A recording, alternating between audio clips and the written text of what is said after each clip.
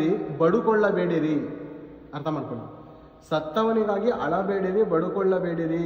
ಸೆರೆಯಾದವನಿಗೆ ಬಿಕ್ಕಿ ಬಿಕ್ಕಿ ಅಳಿರಿ. ಅಂದರೆ ಪಾಪ ಎಂಬುವಂಥ ಸೆರೆಯಲ್ಲಿ ಸಿಕ್ಕಿಕೊಂಡಿರೋ ಮನುಷ್ಯನಿಗೋಸ್ಕರ ಬಿಕ್ಕಿ ಬಿಕ್ಕಿ ಅಳಿರಿ. ದೇವರೇ ಇವನನ್ನು ಕಾಪಾಡು, ಇವನಿಗೆ ಪಾಪದ ಅಮಲಿನಿಂದ ಹೊರಗಡೆ ಬರುವಂತೆ ಕಾಪಾಡು ಅಂತ ದೇವರ ಬಳಿಯಲ್ಲಿ ಬೇಡಬೇಕಂತೆ. ಅವನು ಇನ್ನೂ, ಅರ್ಥ ಮಾಡ್ಕೊಳ್ಳಿ, ಅವನು ಇನ್ನೂ ಹಿಂತಿರುಗನು, ಜನ್ಮಭೂಮಿಯನ್ನು ನೋಡನು. ಜನ್ಮಭೂಮಿಯನ್ನು ನೋಡನು. ಭೂಲೋಕದಲ್ಲಿ ಜನ್ಮ ತಗೊಂಡು ಬರ್ತೀವಲ್ಲ, ಆ ದೇಶ ಮತ್ತೆ ಹಿಂತಿರುಗಿ ನೋಡಲ್ವಂತೆ ಅವನು. ಇದು ಬೈಬಲ್ ಹೇಳುವಂಥ ಮಾತು. ಮತ್ತೆ ನೀವೇನು ಕಥೆಗಳನ್ನು ಕಟ್ಟಿ ಕಟ್ಟಿ ಕಟ್ಟಿ ಏನು ಪ್ರೇರೆ, ಏನು ಕಥೆಗಳು ಪ್ರೇರೆ. ಸೈತಾನನು ಏನಿದ್ದಾನೆ ಗೊತ್ತಾ, ಭಯಂಕರ ಕ್ರಿಮಿನಲ್. ನಾವು ಯಾವ ವಿಷಯದಲ್ಲಿ ಮೋಸ ಹೋಗಿದ್ದೇವೆ ಅಂದರೆ ಅವನು ಆ ವಿಷಯದಲ್ಲೇ ಮೋಸ ಪಡಿಸ್ತಾನೆ. ಡೆಲ್ಲಿಲಿ ನಡೆದಿರುವಂಥ ಸುಮಾರು ನಮ್ಮ ತಂದೆ ಹೇಳಿದಂಥ ಮಾತು, ಆ ಸ್ಟೋರಿ 20 ವರ್ಷದ ಹಿಂದೆ ಹೇಳಿದ್ರು ನಮ್ಮ ತಂದೆ. ಅದು ಆ ಸನ್ನಿವೇಶ ನಡೆದು 20 ವರ್ಷ ಆಗಿದೆ. ನಮ್ಮ ತಂದೆ ಚಿಕ್ಕವರು ಏನು ಹೇಳಿದ್ರು ಅಂದರೆ ಪ್ರಿಯರೇ, ಒಂದು ಡೆಲ್ಲಿಲಿ ನಡೆದಿರೋಂಥ ವಿಷಯ ಏನಂದರೆ, ಒಂದು ಫಂಕ್ಷನ್ ನಡಿಬೇಕಾದ್ರೆ, ಬಿಲ್ಡಿಂಗ್ ಮೇಲೆ ಫಂಕ್ಷನ್ ನಡೀತಾ ಇರ್ಬೇಕಾದ್ರೆ ಒಂದು ಚಿಕ್ಕ ಪಾಪು ಅಂದರೆ ಒಂದು 10-12 ವರ್ಷ ಆಗಿದೆ. ಅವಾಗೆಲ್ಲ 10-12 ವರ್ಷದ ಮಕ್ಕಳಿಗೆ ಹೆಸರುಗಳು ಕೂಡ ಸರಿ ಹೇಳಕ್ಕೆ ಬರ್ತಿರಲಿಲ್ಲ, ಅಷ್ಟೊಂದು ಜ್ಞಾನ ಇರ್ತಾ ಇರಲಿಲ್ಲ. ಓಕೆನಾ? ಆ ಮಗು ಆಟಾಡ್ತಾ ಸ್ಲಿಪ್ಪಾಗಿ ಕೆಳಗಡೆ ಬಿದ್ದು ಪ್ರಾಣ ಕಳ್ಕೋತು. ಓಕೆನಾ? ಪ್ರಾಣ ಕಳ್ಕೋತು. ಸುಮಾರು 10-15 ವರ್ಷ ಆದಮೇಲೆ ಒಂದು ಅಮ್ಮನ ಗರ್ಭದಲ್ಲಿ ಒಂದು ಮಗು ಬರುತ್ತೆ. ಒಂದು ಮಗು ಹುಟ್ಟಿ ಬರುತ್ತೆ. ಬಂದಾಗ ಅದು ಎಣ್ಣೆ ಮಾರುವಂಥ ಒಂದು ತಾಯಿ ಮಗಳಲ್ಲಿ ಹುಟ್ಟು ಬರುವಂಥದ್ದು, ಎಣ್ಣೆ ಮಾರುವಂಥ. ಆ ಬಿಲ್ಡಿಂಗ್ ಬಳಿ ಬಂದಾಗ, ಅರ್ಥ ಮಾಡ್ಕೊಳ್ಳಿ, ಆ ಬಿಲ್ಡಿಂಗ್ ಬಂದಾಗ ಆ ತಾಯಿಗೆ ಆ ಮಗು ಹೇಳ್ತಾ ಇದೆ, ಅಮ್ಮ ನಾನು ಈ ಬಿಲ್ಡಿಂಗಿಂದ ಬಿದ್ದು ಸತ್ತಿದೆ ಅಂತ ಹೇಳುತ್ತೆ.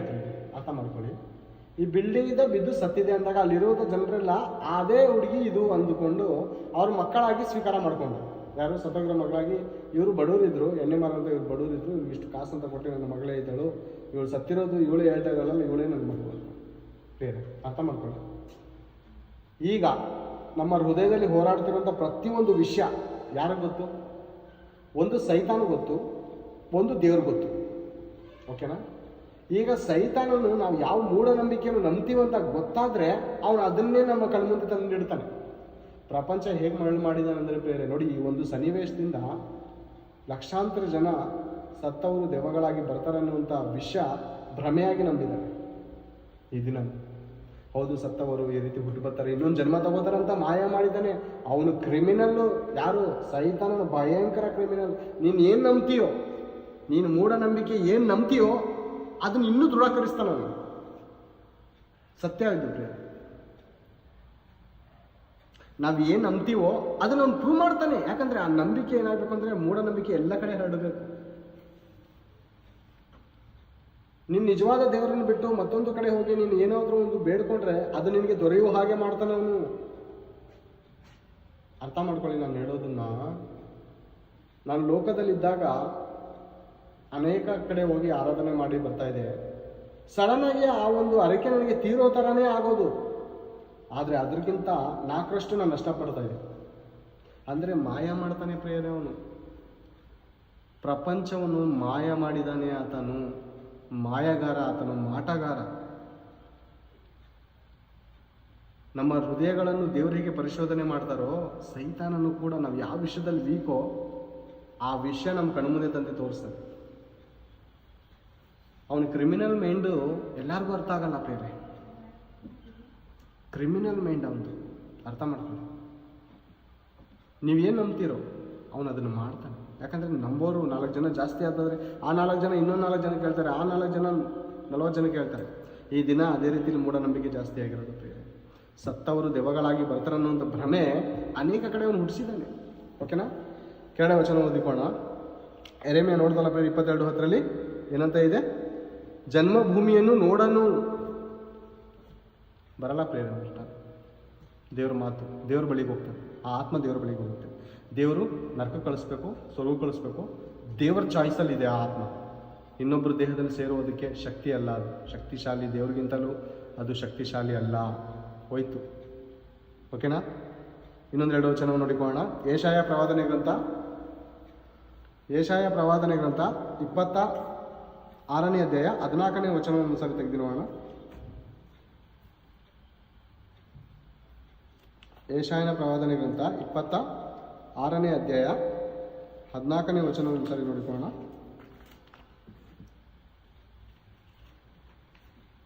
ಅಂದರೆ ಬೈಬಲ್ ನಿಜವಾಗ್ಲೂ ನಂಬ್ತೀವ ನಾವು?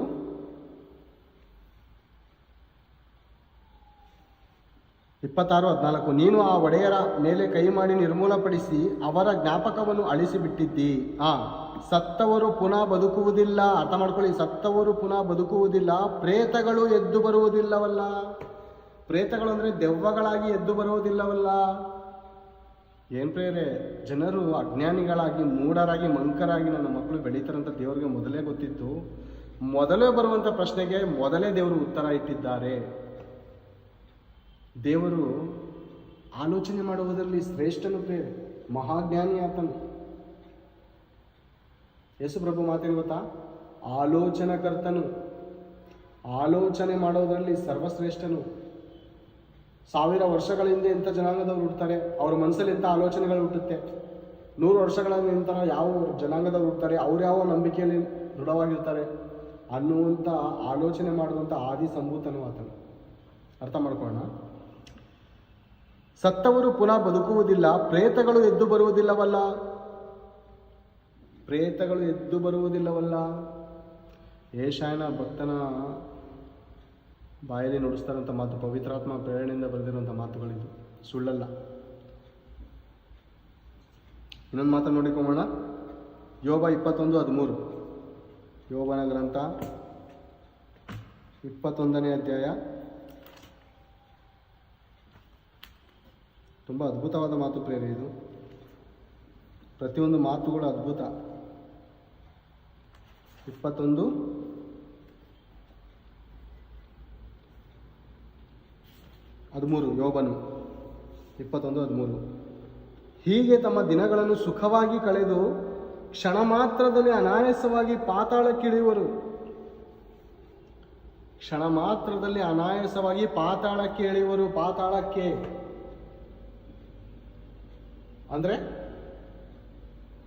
ನರಕಾಗ್ನಿಗೆ. ಕ್ಷಣ ಮಾತ್ರನ? ಹೌದು ಪ್ರೇರೆ. ಈಗ ತಾನೇ ಗಾಡಿ ತಗೊಂಡು ಸ್ಪೀಡ್ ಆಗೋದಲ್ಲೋ ಹೋದ.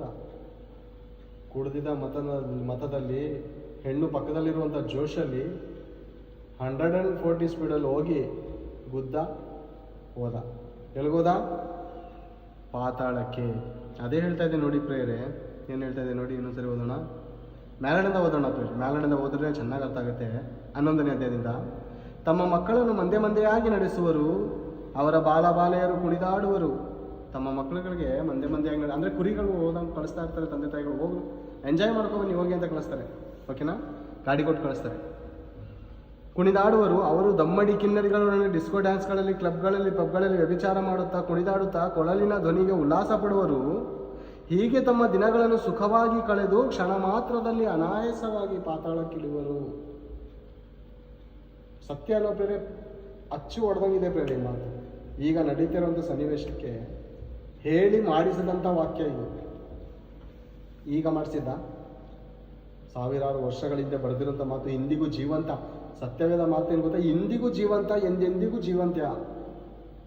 ಇನ್ನೂ 1000 ವರ್ಷಗಳು, 1,00,000 ವರ್ಷಗಳು ಹೋದ್ರೂ ಈ ಮಾತು ಅವತ್ತಿಗೂ ಅದು ಮುಟ್ಟುತ್ತೆ. ಅಲ್ಲಿವರೆಗೂ ಇದು ಕಾರ್ಯ ಸಾಧಿಸುತ್ತೆ. ಯಾಕೆಂದರೆ ವಾಕ್ಯ ಜೀವವುಳ್ಳದ್ದು, ಸಜೀವವಾದದ್ದು. ಕಾರ್ಯ ಸಾಧಿಸುವಂಥದ್ದು ಎಷ್ಟೇ ವರ್ಷ ಆದರೂ ಅದು ಕಾರ್ಯ ಸಾಧಿಸ್ತಾ ಇದೆ. ಇವತ್ತಿಗೂ ಸಾಧಿಸ್ತಾ ಇದೆ. ನಿಜ ಪ್ರೇಮ. ಅದೇ ಯೋಬನ ಗ್ರಂಥ 7ನೇ ಅಧ್ಯಾಯ. ಅದೇ ಯೋಬನ ಗ್ರಂಥ 7ನೇ ಅಧ್ಯಾಯ 9ನೇ ವಚನ ನೋಡಿಕೊಳ್ಳೋಣ. ಮೋಡ ಹರಿದು ಮಾಯವಾಗುವಂತೆ ಪಾತಾಳಕ್ಕೆ ಇಳಿದು ಹೋದವನು ಹಿಂತಿರುಗಿ ಬರುವುದಿಲ್ಲ. ಅವನು ತನ್ನ ಮನೆಗೆ ಪುನಃ ಸೇರುವುದಿಲ್ಲ. ಏನು ಸತ್ತವ್ರ ಮನೇಲಿ ಈ ಪೂಜಾರಿಗಳು ಮಾಡ್ತಾರೆ, 6 ತಿಂಗಳು ನೀವು ಮನೆ ಬಿಡ್ಬೇಕ್ರಿ, 3 ತಿಂಗಳು ಈ ಬಾಗಿಲು ಇಲ್ಲೆಲ್ಲ ಮಲ್ತಾ ಇದ್ದು, ನಿಮ್ಮ ಮಗಳು ಇಲ್ಲೆಲ್ಲ ಮಲ್ತಾ ಇದ್ದು, ಈ ರೂಮ್ ಬಾಗಿಲು ಹಾಕ್ಬೇಕು ಅಂತಾರೆ. 3 ತಿಂಗಳು 6 ತಿಂಗಳು. ನಮ್ಮ ಸಂಬಂಧಿಕರಲ್ಲೂ ಅನೇಕ ಕಡೆ ನಡೀತಾ ಇದೆ ಪ್ರೇರೆ ಇದು. ಯಾಕೆ ಇದು ಬಾಗಿಲು ಹಾಕಿದ್ದೀರಾ? ಪೂಜಾರಿ ಹೇಳಿದ್ದಾರೆ. ಎಂಥ ದರೋಡೆಕೋರರು ಇದ್ದಾರೆ ಪ್ರೇರೆ. ನಿಮ್ಮ ಮನೇನ ಹಾಳು ಮಾಡೋರು ಅವರೇ ಪ್ರೇರೆ. ನಿಮ್ಮ ಮನೇನ ಸರ್ವನಾಶ ಮಾಡೋದು ಅವರೇನೆ. ಬಣ್ಣ ಬಳಿಬೇಕು ಪ್ರೇರೆ. ಯಾರಾದರೂ ನಮಗೆ ದಯವಿಟ್ಟು ಸತ್ತವರು ಯಾವುದಾದ್ರೂ ಮನೇಲಿ ದೆವ್ವ ಇದೆ, ನಾವು ಮನೆ ಬಿಟ್ಟು ಹೋಗ್ತಾ ಇದೀವಿ ಅಂದರೆ ದಯವಿಟ್ಟು ನಮ್ಮ ಫೋನ್ ನಂಬರ್ ತೊಗೊಳ್ಳಿ, ನನಗೆ ಫೋನ್ ಮಾಡಿ ದಯವಿಟ್ಟು ಪ್ರೇರೆ. ಅಲ್ಲಿ ಬಂದು ನಾವು ವಾಸವಾಗಿರ್ತೀವಿ. ಇದು ಚಾಲೆಂಜು. ನನ್ನ ನಂಬರ್ ತೊಗೊಳ್ಳಿ. ಫೋನ್ ತೊಗೊಂಡ್ರಾ? 7ನೇ ನಂಬರು, 7 ನಂಬರ್ ಕೊಡ್ತೀನಿ ಬರ್ತೀನಿ.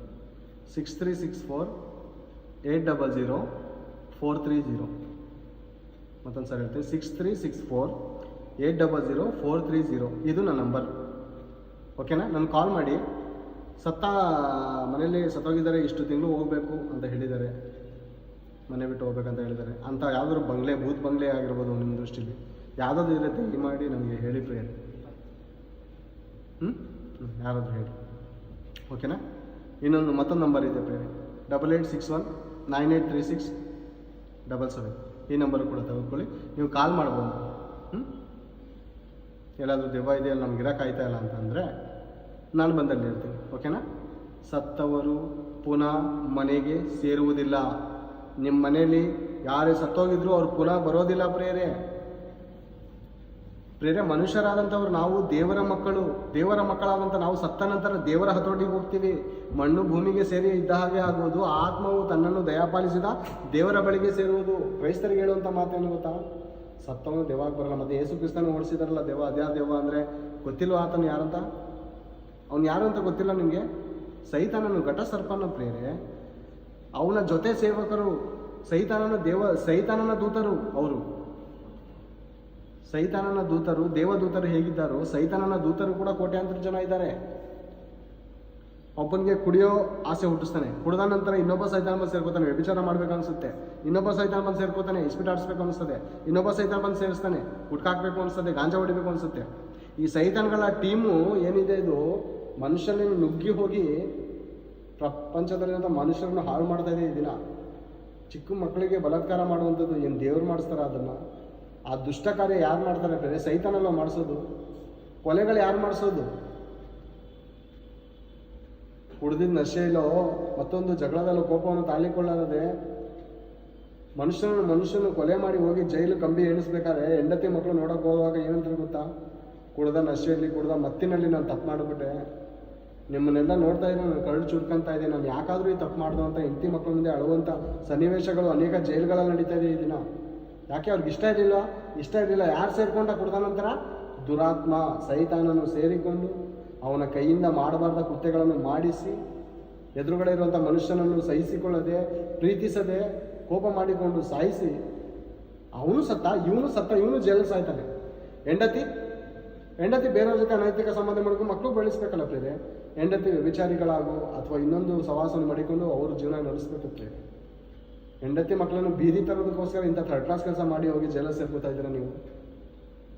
ಯಾಕೆ ಸುರಿಸ್ಬೇಕು ರಕ್ತ? ನಿನ್ನ ಹಾಗೆ ಅವನು ಮನುಷ್ಯನಲ್ವಾ? ನಿನ್ನ ಹಾಗೆ ದೇವರು ಅವನಿಗೂ ಕೂಡ ಒಂದು ಜೀವ ಅಂತ ಕೊಟ್ಟಿದ್ದಾರಲ್ವಾ? ನಿನ್ನ ಹಾಗೆ ಅವನಿಗೂ ಕಣ್ಣು ಮೂಗು ಬಾಯಿಗಳಿದೆಯಲ್ವಾ? ಒಂದು ಮಾತು ಅಂದಿದಂದ ಆತನನ್ನು ಸಹಿಸಿಕೊಂಡು ಪ್ರೀತಿಸಿ ಕ್ಷಮಿಸಿದರೆ ಅವನಾದ್ರೂ ಬಂದು ನಿನ್ನ ಹತ್ರ ಕ್ಷಮಾಪಣೆ ಕೇಳ್ತಾ ಇದ್ದ. ಒಬ್ರಿಗೊಬ್ರು ಸ್ನೇಹ ಭಾವದಿಂದ ಬದುಕೋದಕ್ಕೆ ಬಿಡೋದಲ್ಲ ಪ್ರಿಯರೇ ಆ ದುಷ್ಟಶಕ್ತಿ. ಆ ದುಷ್ಟಶಕ್ತಿ ಏನು ಮಾಡಿದೆ ಅಂದರೆ, ಫಿಲಮ್ಗಳಲ್ಲೂ ಕೂಡ ಎಂಥ ಫಿಲಮ್ಗಳು ಬರ್ತಾಯಿದೆ ನೋಡಿ ಅವ್ರ ಕಡ್ದಾಕಿ ಹೊಡೆದಾಕಿ ಪ್ರೀತಿ ಮನುಷ್ಯನನ್ನು ಕ್ಷಮಿಸುವಂಥದ್ದು, ಕರುಣೆ ತೋರಿಸುವಂಥದ್ದು, ಅವನಿಗೆ ಸಹಾಯ ಮಾಡುವಂಥದ್ದು, ಅನ್ನ ಇಲ್ಲದವ್ರಿಗೆ ಅನ್ನ ಸಹಾಯ ಮಾಡುವಂಥದ್ದು, ಬಟ್ಟೆ ಇಲ್ಲದವ್ರಿಗೆ ಬಟ್ಟೆ ಇಂಥ ಸಿನಿಮಾಗಳಂತೂ ತೆಗೆಯೋದೇ ಇಲ್ಲ ಪ್ರೇರೆ. ಎಲ್ಲ ಕೊಚ್ಚಾಕು, ಹೊಡೆದಾಕು, ರೇಪ್ ಮಾಡು, ಬಲಾತ್ಕಾರ ಮಾಡು, ಪ್ರೀತಿ ಪ್ರೇಮ ಮಾಡಿ ಹೋಗಿ ಸೂಸೈಡ್ ಮಾಡ್ಕೊಂಡು ಸಾಯಿ. ಇಲ್ಲಿ ತೋರಿಸಿದಂಥ ತಂದೆ ತಾಯಿಗಳ ಮನೆ ಹಾಳಾಗೋಗ್ತಾ ಇದೆ. ತಂದೆ ತಾಯಿ ಯಾರು ಹಾಳಾಗೋಗ್ತಾ ಅಂದರೆ ತಂದೆ ತಾಯಿಗಳು ಪಾಪ ಅವರು ಸಿನಿಮಾ ಕೂತ್ಕೊಂಡು ತೋರಿಸ್ತಾ ಇರ್ತಾರೆ. ಅವರು ಆ ಆಕ್ಟಿವಿಟಿ ಎಲ್ಲ ಇವರಲ್ಲಿ ಬೆಳೀತದೆ. ಇವ್ರು ನಾಳೆ ದಿವಸ ಅದೇ ಫಿಲಮ್ ಮಾಡ್ತಾರೆ. ಇವ್ರ ಮನೇಲಿ ಅವ ಫಿಲಮ್ ಸ್ಟಾರ್ಟ್ ಆಗಿದೆ, ರಿಯಲ್ ಫಿಲಮ್. ಅವರೇನೋ ನಾಟಕ ಮಾಡಿ ದುಡ್ಡು ಸಂಪಾದನೆ ಮಾಡಿಕೊಂಡು ಅರ್ಧ ಬಟ್ಟೆ ಹಾಕೊಂಡು, ಬಟ್ಟೆ ಹಾಕೊಳ್ಳದೆ, ಮಾನ ಮರ್ಯಾದೆ ಅಲ್ಲದೆ ನೀಚರಾಗಿ ದುಷ್ಟರಾಗಿ ಆ ಹೆಣ್ಮಕ್ಳುಗಳು ಕೂಡ ಏನು ದರಿದ್ರದವರು ಆಗಿದ್ದಾರೋ ಗೊತ್ತಿಲ್ಲ. ಏನು ಪ್ರಿಯರೇ, ಸ್ವಲ್ಪ ಜಾಸ್ತಿ ಕಾಸು ಕೊಟ್ಟರೆ ಬಟ್ಟೆ ಹಾಕೋದೇ ಬಿಟ್ಬಿಡ್ತಾರೆ ಪ್ರಿಯರೇ. ಮೊದಲಾದ್ರೂ ಕ್ಲಬ್ ಡ್ಯಾನ್ಸರ್ಗೆ ಅಂತ ಒಂದು 5,000 10,000 ಕೊಟ್ಟು ಮತ್ತವ್ರಿಗೆ ಕರ್ಕೊಬಂದು ಫಿಲಮಲ್ಲಿ ಸೆಂಟ್ರಲ್ಲಿ ಒಂದು ಡ್ಯಾನ್ಸ್ ಮಾಡಿಸೋರು. ಏನು ದರಿದ್ರದ ಐಟಮ್ ಸಾಂಗ್ ಅಂತಾರೋ, ದರಿದ್ರ ಸಾಂಗ್ ಅಂತಾರೋ ಏನೊಂದು ಮಾಡಿಸೋರು, ಓಕೆನಾ? ಅದು ಮಾಡಿಸಾದ್ಮೇಲೆ ಇವಾಗ ಹೀರೋಯಿನ್ಗಳ ಅವ್ರಿಗೆ ಯಾಕೆ 10,000 ಕೊಡ್ತೀರಾ? ನಾವಿಲ್ವಾ? ಅವ್ರು ಎಷ್ಟು ಚಿಕ್ಕ ಬಟ್ಟೆ ಹಾಕ್ತಾರೆ, ಅವ್ರಿಗಿಂತ ಸ್ವಲ್ಪ ಕಡಿಮೆನೇ ಹಾಕ್ತೀವಿ ನಾವು. ಕೊಡಿ ನಮಗೆ ಕಾಸು, ನಾವೇ ಕುಡಿತೀವಿ. ಬಟ್ಟೆ ಅಮ್ಮ ಮರ್ಯಾದೆ ಹೋಗೋದು, ಹೋಗ್ಲಿ ಪರವಾಗಿಲ್ಲ, ದುಡ್ಡಿದೆಯಲ್ಲ ಅಂಟಿಸ್ಕೋತೀವಿ ಅದೇನೆ ಅಂತ. ದರಿದ್ರ ವಂಶದವರು ಈಗಲೂ ಕೂಡ ಪ್ರಪಂಚವನ್ನು ಹಾಳು ಮಾಡುವಂಥ ಹೆಣ್ಮಕ್ಳುಗಳು ಸಿನಿಮಾ ಇಂಡಸ್ಟ್ರಿಯಲ್ಲಿ ಕೆಲವರು ಇದ್ದಾರೆ. ಮಾನ ಮರ್ಯಾದೆ ಇಲ್ಲದೆ ಏನು ಬೇರೆ ತಂದೆ ತಾಯಿಗಳು ಇದ್ದಾರೋ ಇಲ್ವೋ, ಸತ್ತೋಗಿದ್ದಾರೋ, ಅಣ್ಣ ತಮ್ಮದಿರು ಇದ್ದಾರೋ ಇಲ್ಲೋ, ಸತ್ತೋಗಿದ್ದಾರೋ, ಏನು ಬೇರೆ ಹಣಕ್ಕೋಸ್ಕರ ಈ ಥರ ದೇಹ ತೋರಿಸುವಂಥದ್ದು? ಹಣಕ್ಕೋಸ್ಕರ ಇಂಥ ಅದು ದೇವಾಲಯಪ್ಪ, ಅದು ದೇವಾಲಯ, ಅದು ದೇವರ ಗರ್ಭಗುಡಿ. ಆ ದೇಹ ಅದು ನಿನ್ನ ಗಂಡನಿಗೋಸ್ಕರ ಮೀಸಲಾಗಿರಬೇಕು. ವ್ಯಭಿಚಾರಿಯ ದೇಹವನ್ನಾಗಿ ತೋರಿಸ್ಕೊಂಡು ಅಲಿಯೋದಂಥದ್ದಲ್ಲ. ನಿನ್ನ ಗಂಡನಿಗೋಸ್ಕರ, ನಿನ್ನ ಪುರುಷನಿಗೋಸ್ಕರ ಅದು ಮೀಸಲಾಗಿಡಬೇಕು. ಕಂಡು ತೋರಿಸುವಂಥದ್ದಲ್ಲ ಅದು. ಮಾನಸ್ಥರಾಗಿಯೂ ಡಂಬವಿಲ್ಲದವರಾಗಿಯೂ ಇದ್ದು ಮರ್ಯಾದೆಗೆ ತಕ್ಕ ಉಡುಪನ್ನು ಉಟ್ಕೊಳ್ಬೇಕು. ಅಹಂಕಾರ ಇರಬಾರ್ದು. ನಾನೇ ಸೌಂದರ್ಯವತೆ ಅಂತ ಮೆರಿಬಾರ್ದು. ಮರ್ಯಾದೆಗೆ ತಕ್ಕ ಉಡುಪನ್ನು ಹಾಕೋಬೇಕು. ನಿಮ್ಮಂಥ ದರಿದ್ರದವರ ದೇಹವನ್ನು ನೋಡಿದಂಥ ಅನೇಕ ಯೌವನಸ್ಥರು ಚಿಕ್ಕ ಮಕ್ಕಳ ಮೇಲೆ ಕ್ರೂರ ಮೃಗರಾಗಿ ಆಡ್ತಾ ಇದ್ದಾರೆ. ಯಾಕಂದರೆ ದರಿದ್ರವಾದಂಥ ನಿಮ್ಮ ದೇಹವನ್ನು ನೋಡಿದಂಥ ಅವರ ಮನಸ್ಸಲ್ಲಿ ಅನೇಕ ಕೆಟ್ಟ ಆಲೋಚನೆಗಳು ಮಾಡಿಕೊಂಡು ಚಿಕ್ಕ ಮಕ್ಕಳ ಮೇಲೆ ಬಲಾತ್ಕಾರ ನಡೀತಿದೆ ಅಂದರೆ ಅದಕ್ಕೆ ಕಾರಣ ನಿಮ್ಮಂಥ ದರಿದ್ರದವರಾದಂಥ ನಿಮ್ಮ ದೇಹಗಳನ್ನು ನೋಡಿದಂಥ ಅವರು ಕ್ರೂರ ಮೃಗಗಳಾಗಿ ಪ್ರವರ್ತನೆ ಮಾಡ್ತಾ ಇದ್ದಾರೆ ಇನ್ನೊಬ್ಬರ ಮೇಲೆ. ನೀವು ಸಿನಿಮಾಗಳ ಪೋಸ್ಟ್ಗಳು ಹಾಕುವಂಥದ್ದು, ದರಿದ್ರ ಪೋಸ್ಟ್ಗಳು ಹಾಕುವುದನ್ನು ನೋಡಿದಂಥ ಅನೇಕರ ಯೌವನಸ್ಥರ ಜೀವಿತಗಳನ್ನು ಹಾಳು ಮಾಡುವಂಥದ್ದಾಗಿದೆ. ದಯವಿಟ್ಟು ನಿಮ್ಮ ನಡತೆಗಳನ್ನು ಸರಿಪಡಿಸ್ಕೊಂಡ್ರೆ ಭೂಮಿ ಮೇಲೆ 4 ದಿವಸ ಬದುಕ್ತೀರಾ. 4 ದಿವಸ ಬದುಕ್ತೀರಾ ಇಲ್ವಾ? ನಿಮ್ಮಿಂದ ಪ್ರಪಂಚ ಹಾಳಾಗೋಗ್ತಾ ಇದೆ. ದೇವರು ಮಾತ್ರ ಸುಮ್ಮನೆ ಬಿಡಲ್ಲ. 60-70 ವರ್ಷ, 50-40 ವರ್ಷ ಸುಖವಾಗಿ ಬದುಕ್ಬೋದು, ಸುಖವಾಗಿ ತೇಲಾಡ್ಬೋದು, ಹಣದ ಮಂಚದ ಮೇಲೆ ಮಲಗ್ಬೋದು. ಒಂದು ದಿವಸ ಅಗ್ನಿಕೊಂಡದ ಮೇಲೆ ಮಲಗಬೇಕಾಯ್ತದೆ. ಅಲ್ಲಿ ನಿದ್ರೆ ಬರಲ್ಲ. ಚಿಂತೆ ಮಾಡೋದಕ್ಕೆ ನಿಮಗೆ ಡ್ರಿಂಕ್ಸ್ ಬಾಟ್ಲು ಸಿಗಲ್ಲ. ಅರ್ಥ ಆಯ್ತಾ? ಈ ಮಾತುಗಳು ನಿಮ್ಮನ್ನು ಬದಲಾಯಿಸಲಿ ಎಂದು ನಾನು ದೇವರ ಬಳಿ ಕೇಳುತ್ತಾ, ನಮ್ಮ ವಾಕ್ಯದ ಸಂದೇಶ ಭಾಗ ಗೊತ್ತಾಯ್ತಲ್ಲ ಪ್ರಿಯರೇ, ಸತ್ತ ಮಾನವರು ದೆವ್ವಗಳಾಗಿ ಬರೋದಿಲ್ಲ, ಮತ್ತೊಬ್ಬರ ಮೇಲೆ ಸೇರಿಕೊಂಡು ಕೋರಿಕೆಗಳನ್ನು ತೀರಿಸಿಕೊಳ್ಳುವುದಿಲ್ಲ ಎನ್ನುವಂಥ ವಿಷಯವನ್ನು ಸತ್ಯವೇದ ಬೈಬಲ್ ಗ್ರಂಥದಲ್ಲಿ ಸತ್ಯವಾಕ್ಯಗಳನ್ನು ನಾವು ತಿಳಿದುಕೊಂಡಿದ್ದೇವೆ. ಈ ಮಾತುಗಳು ನೀವು ತಿಳಿದುಕೊಂಡಂಥವರು ಅನೇಕರಿಗೆ ಹೇಳಿರಿ. ಯೇಸು ಪ್ರಭು ಹೊಡಿಸಿದಂಥ ದೆವ್ವಗಳು ಅದು ಮನುಷ್ಯನಾಗಿ ಸತ್ತಿ ಮತ್ತೆ ಇನ್ನೊಂದು ದೇಹದಲ್ಲಿ ಸೇರಿಕೊಂಡಂಥ ದೆವ್ವಗಳಲ್ಲ. ಅದು ಆಲ್ರೆಡಿ ಸೈತಾನನ ಆ ಟೀಮಲ್ಲಿರುವಂಥವರು ಅನೇಕರಿದ್ದಾರೆ. ಅವರನ್ನು ಯೇಸು ಸ್ವಾಮಿ ಬಿಡಿಸಿದಂಥ ದೆವ್ವಗಳು ಅವು ಬೇರೆ, ಇವು ಬೇರೆ. ಇವು ದೆವ್ವಗಳಾಗಿ ಬರೋದಿಲ್ಲ. ಅವನು ಆಲ್ರೆಡಿ ಸೈತಾನು ದೆವ್ವಗಳಾಗಿ ಮಾರ್ಪಟ್ಟಿದ್ದಾನೆ. ಅವರ ಶಿಷ್ಯರನ್ನು ದೆವ್ವಗಳನ್ನಾಗಿ ಮಾಡಿದ್ದಾನೆ. ಸತ್ತವರು ದೆವ್ವಗಳಾಗಿ ಖಂಡಿತ ಬರೋದಿಲ್ಲ. ಫೋನ್ ನಂಬರ್ ಕೊಟ್ಟಿದ್ದೀನಿ. ಯಾರಾದರೂ ಬೂತ್ ಬಂಗ್ಲೆ ಐತೆ ಆಗಿದೆ ಹೀಗಿದೆ ಅಂದರೆ ದಯಮಾಡಿ ನಮಗೆ ಫೋನ್ ಮಾಡಿ. ನಾನು ಬಂದು ಅಲ್ಲಿ ವಾಸ ಆಗುತ್ತೆ. ಒಬ್ಬನೇ ಆದರೂ ಸರಿ, ಫ್ಯಾಮಿಲಿ ಆದರೂ ಸರಿ. ಓಕೆನಾ? Okay friend. ದೇವರು ನಿಮ್ಮೆಲ್ಲರನ್ನು ಆಶೀರ್ವದಿಸಲಿ. ಪ್ರಾರ್ಥನೆ ಮಾಡಿಕೊಂಡು ಮುಗಿಸ್ಕೊಳ್ಳೋಣ. ತಂದೆ ಆದ ದೇವರೇ, ನಿಮಗೆ ಸ್ತೋತ್ರಗಳು ತಂದೆ. ನೀವು ನಿಮ್ಮ ವಚನದಲ್ಲಿ ಬರೆಸಿರುವಂಥ ಮಾತುಗಳನ್ನು ತಂದೆ ನಿಮ್ಮ ಮಕ್ಕಳಿಗೆ ಹೇಳಿದ್ದೇನಪ್ಪ. ಅನೇಕ ಮೋಸಗಾರರು, ಸುಳ್ಳುಗಾರರು ತಂದೆ ನಿಮ್ಮ ಮಕ್ಕಳನ್ನು ದೋಚಿಕೊಳ್ಳುವವರಾಗಿದ್ದಾರೆ ತಂದೆ. ಅನೇಕರಿಗೆ ಭಯಪಡಿಸಿ ಸತ್ತವರು, ನಿಮ್ಮ ಸಂಬಂಧಿಕರು ನಿಮ್ಮ ಮೇಲೆ ಪ್ರೀತಿ ಇಟ್ಟ ಕಾರಣ ಅವರು ದೆವ್ವಗಳಾಗಿ ಬರೋದಕ್ಕಿಂತ ಮುಂಚೆ ನೀವು ಇಂಥ ಪೂಜೆಗಳನ್ನು ಮಾಡಿಸಬೇಕು, ಇಷ್ಟು ಕಾಣಿಕೆಯನ್ನು ಕೊಡಬೇಕೆಂದು ಕರ್ತನೆ ಅನೇಕರು ದೋಚಿಕೊಳ್ಳುವವರಾಗಿದ್ದಾರೆ ತಂದೆ. ಈ ಜನರ ಮನೋನೇತ್ರಗಳನ್ನು ಬೆಳಗಿಸಿರಿ ತಂದೆ. ಇವರನ್ನು ಕಾಪಾಡಿರಿ ತಂದೆ. ಇವರ ತಂದೆ ಸತ್ಯವನ್ನು ತಿಳಿಯಪಡಿಸಿರಿಪ್ಪ. ಇವರ ಮನೋನೇತ್ರಗಳನ್ನು ಬೆಳಗಿಸಿರಿ ತಂದೆ. ನಿಮ್ಮ ಪ್ರೀತಿಯ ಮಾತು, ನಿಮ್ಮ ಜ್ಞಾನದ ಮಾತು ಸತ್ಯವೇದ ಗ್ರಂಥದಲ್ಲಿದೆ ತಂದೆ. ಅದು ಎಲ್ಲರೂ ಮತಗ್ರಂಥವೆಂದು ತಿಳಿದುಕೊಳ್ಳದೆ ತಂದೆ ಜೀವದ ಮಾರ್ಗವಾಗಿದೆ. ಇದು ಮನುಷ್ಯರಿಗೆ ಬಹಳ ಅನುಕೂಲವಾದಂಥ ಮಾತುಗಳಾಗಿದೆ ಎಂದು ತಿಳಿದುಕೊಳ್ಳುವ ಹಾಗೆ ತಂದೆ ಇವರ ಹೃದಯದಲ್ಲಿ ಪ್ರೇರೇಪಣೆಯನ್ನುಂಟು ಮಾಡಬೇಕೆಂದು ಇದುವರೆಗೂ ತಂದೆ ನಿಮ್ಮ ಆತ್ಮನ ಸಹಾಯದಿಂದ ಮಾತನಾಡೋದಕ್ಕೆ ನಾನು ನಿಲ್ಲಿಸೋದಕ್ಕಾಗಿ ಸ್ತೋತ್ರಗಳು ಸಲ್ಲಿಸುತ್ತಾ ಯೇಸು ಕ್ರಿಸ್ತನ ನಾಮದಲ್ಲಿ ಪ್ರಾರ್ಥನೆ ನಿಮ್ಮ ಪಾದಕ್ಕೆ ಸಮರ್ಪಿಸಿ ಬೇಡಿ ಹೊಂದಿನಪ್ಪ ತಂದೆ. ಆಮೇಲೆ ಎಲ್ಲರಿಗೂ ಯೇಸು ಕ್ರಿಸ್ತನ ನಾಮದಲ್ಲಿ ವಂದನೆಗಳು.